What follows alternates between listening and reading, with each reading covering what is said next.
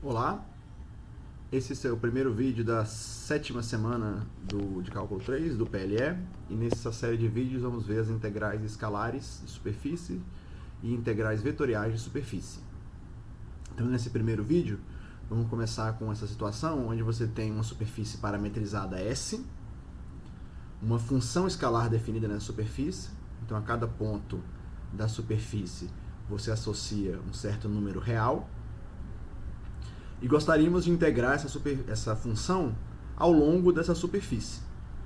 A gente gostaria de ter um certo valor médio, de alguma forma, aí, dessa função ao longo desse conjunto dado pela superfície parametrizada. Então a maneira como a gente faz isso, muito similar à maneira como a gente integra em regiões do plano, por exemplo, é simplesmente obtendo uma subdivisão dessa superfície em superfícies menores, obtidas por meio da imagem. Se você tem aqui o espaço de parâmetros da superfície, u e v, a gente define uma subdivisão dessa região do domínio da sua função vetorial que define a superfície por meio dessa subdivisão aqui. A cada retângulo desse, você tem um pedaço da superfície, certo? Então, por exemplo, o ponto P é um ponto que é a imagem de um certo ponto aqui, UV, certo? Então, vamos supor que esse aqui é o ponto U0, V0.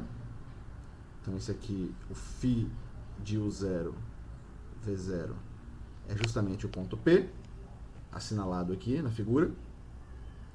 E esse retângulozinho circundando o ponto U0, V0 é mandado por meio do φ justamente nesse pedaço de superfície. Então, fazendo isso, a gente obtém uma subdivisão dessa superfície e aí a gente obtém uma soma, né, a sua integral sobre a superfície S da função escalar vai ser justamente o limite do valor da f nesses pontos que você escolhe em cada uma dessas subsuperfícies. Então aqui em cada pedaço de superfície aqui você vai escolher um certo ponto, que eu estou definindo ali como sendo os pontos P, M, N. Então você tem para cada ponto desse um certo valor da f, e você faz o valor da f vezes a área desse pedaço de superfície, S, M, N. Certo? Então aqui você obtém uma espécie de soma de Riemann, onde aqui em vez das áreas dos retângulos, quando você integra em coordenadas cartesianas, você obtém a área desses pedaços de superfície. Mas como a gente viu aí na semana passada, cada pedaço de área de superfície dessa pode ser aproximado, se a gente obtém aqui o plano tangente nesse ponto P. Então a gente tem aqui basicamente, né, um plano tangente, vamos dizer assim.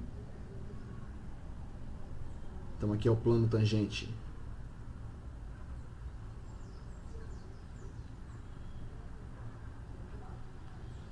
a superfície nesse ponto P.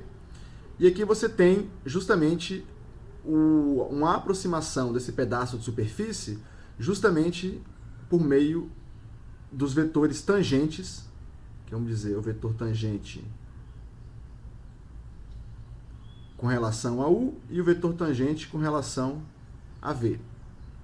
Então aqui a gente tem o dφ du e aqui tem o dφ dv. Então a ideia é que a área desses pedaços de superfície podem ser aproximados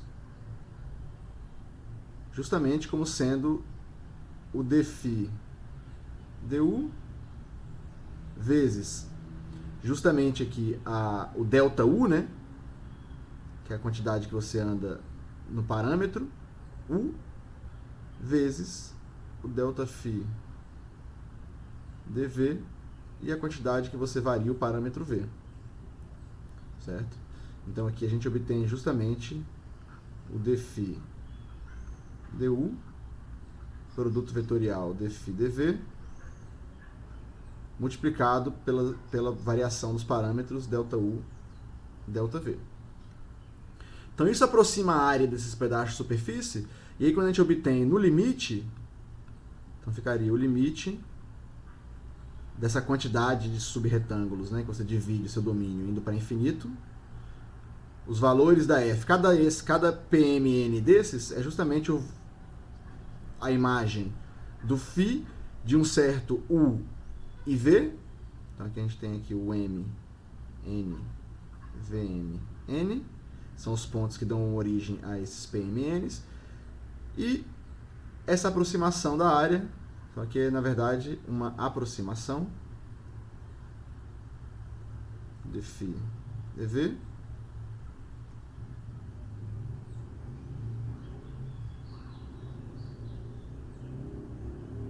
du, dφ dV,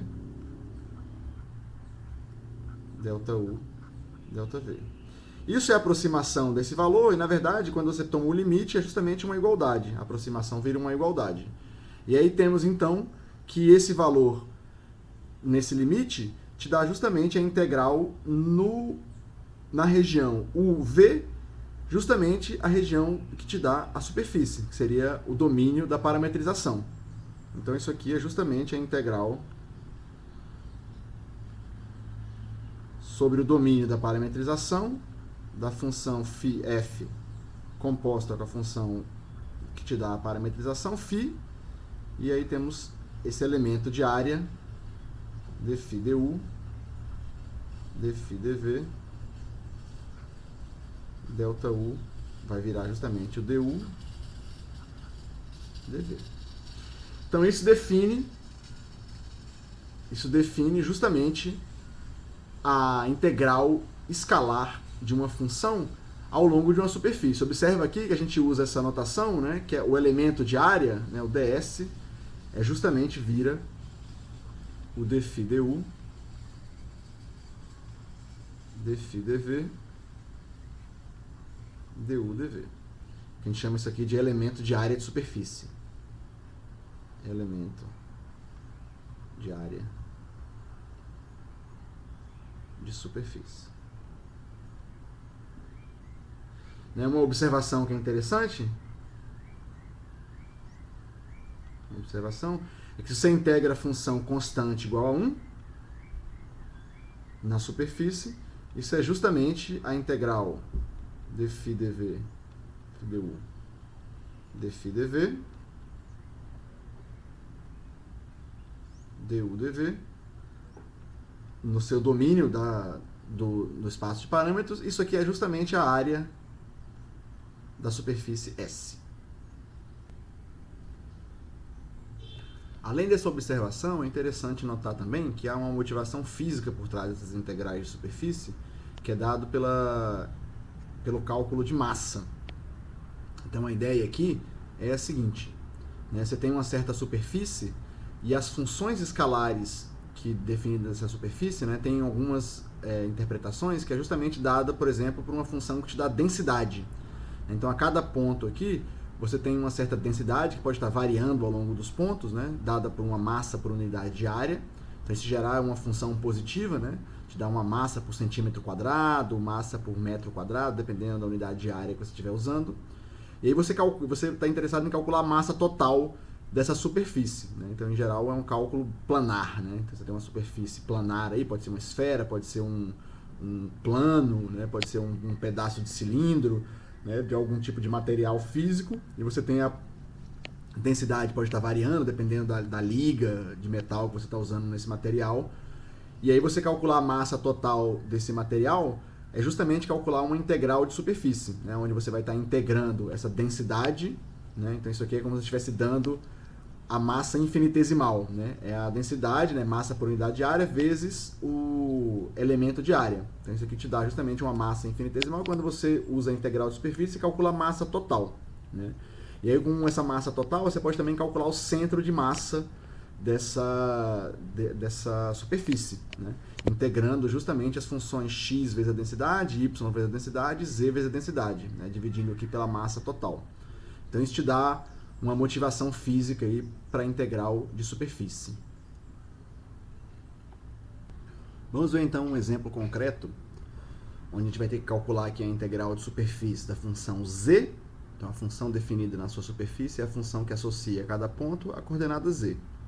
A gente quer integrar ela nessa superfície dada pelo pedaço do cilindro x² mais y² igual a 1, entre os planos z igual a 0 e z igual a y mais 1. Então, a gente tem ilustrado aqui essa figura, né? A superfície S é o que está em amarelo aqui nessa figura. É o pedaço do cilindro. Então, a gente está justamente olhando para a casca, né? Para o que está na casca do cilindro.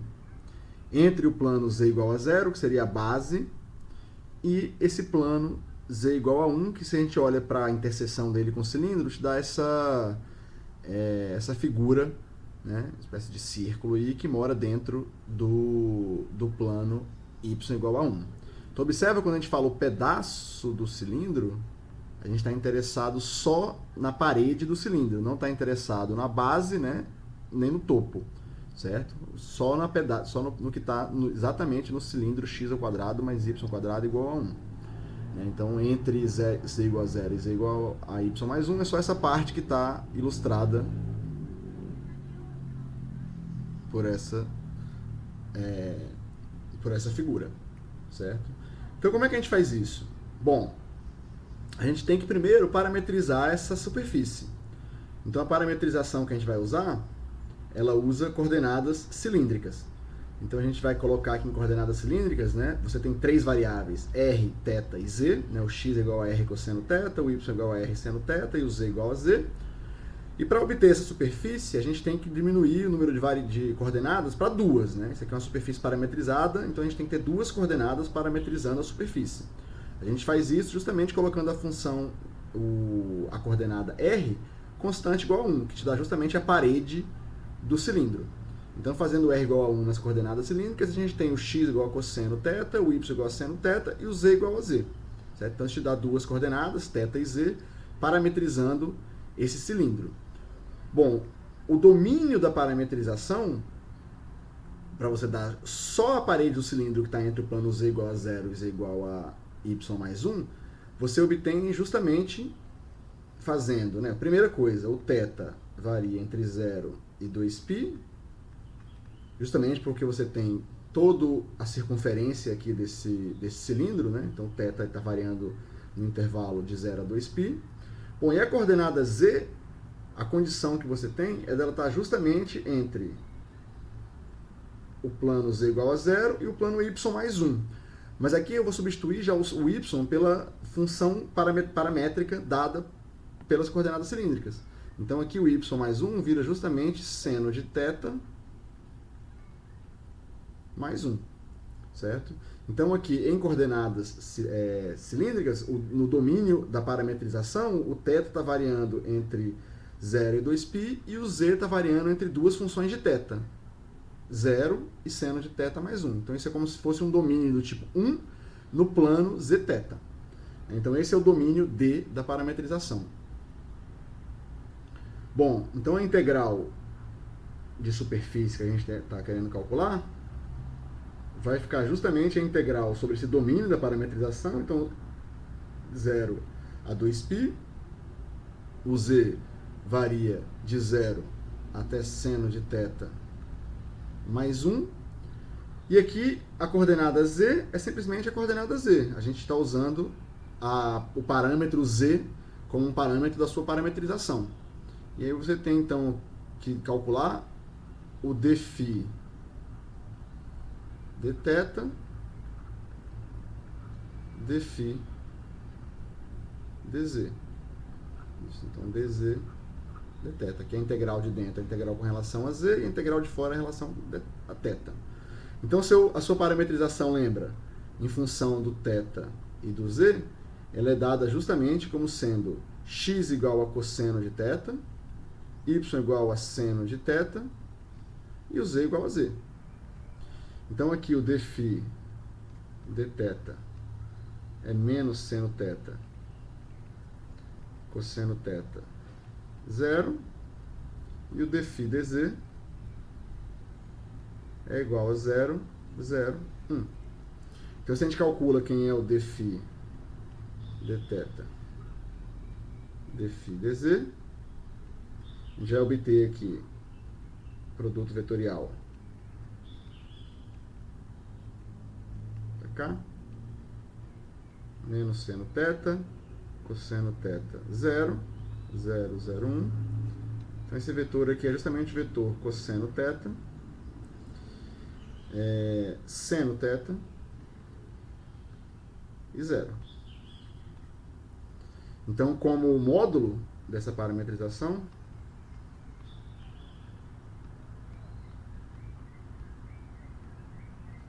a gente tem um vetor, o módulo desse vetor normal é justamente igual a 1. Então aqui a gente vai substituir essa expressão por 1. Então ficaria a integral com relação a S da função escalar z na superfície S. A gente viu, o domínio da parametrização é 0 a 2π de 0 a seno de θ mais 1, z, o modo a gente acabou de calcular como sendo 1, dz dθ. Então aqui a gente obtém integral de 0 a 2π, integral de z ao quadrado, então fica seno de θ mais 1 ao quadrado, dθ. Então isso daria integral de 0 a 2π seno de θ ao quadrado mais 2 seno θ mais 1, tudo isso integrado com relação a θ. Bom, a integral de seno de 0 a 2π é 0. Integral de 1 é 2π, então fica simplesmente a integral de seno ao quadrado. Usando a fórmula seno ao quadrado, 1 menos cosseno de 2θ sobre 2, a integral de cosseno de 2θ dá 0, então fica simplesmente a integral de 1 meio. Então isso aqui é simplesmente 1 meio de θ de 0 a 2π mais θ de 0 a 2π. Então ficaria aqui π mais 2π, que é igual a 3π. Então essa é a resposta do exercício. Opa, na verdade, só um minuto. Tem um errinho aqui. Aqui tem que dividir por 2, né? Porque é primitivo de z ao quadrado, de z ao quadrado sobre 2, né? Então aqui, na verdade, você tem 1 meio, né? E aqui tudo multiplicado por 1 meio.